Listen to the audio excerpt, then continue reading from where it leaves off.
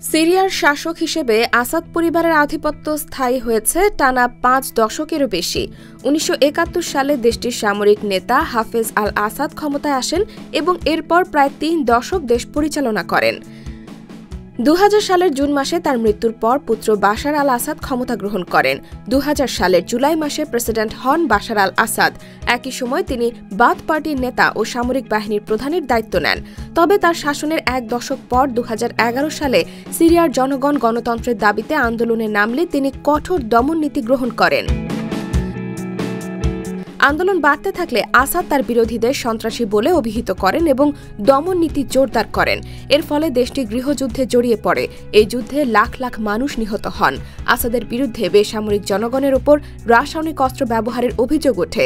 যুদ্ধ চলাকালীন সরকার নিয়ন্ত্রিত অঞ্চলে নির্বাচন আয়োজন করেন বাশার আল আসাদ। তবে এই নির্বাচন অনেকের কাছে অগণতান্ত্রিক বলে বিবেচিত হয়েছে। যদিও সিরিয়ার গৃহযুদ্ধে বাশার আল আসাদ কখনোই বিজয় নিশ্চিত করতে পারেননি, কিন্তু তারপরও তিনি তার সমর্থকদের, বিশেষ করে সংখ্যালঘু আলাওয়াইট সম্প্রদায়ের ওপর নির্ভর করে ক্ষমতা ধরে রেখেছিলেন।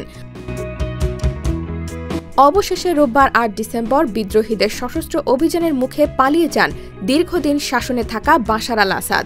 অবসান হয় আসাদ পরিবারের সুদীর্ঘ ৫৩ বছরের শাসনের।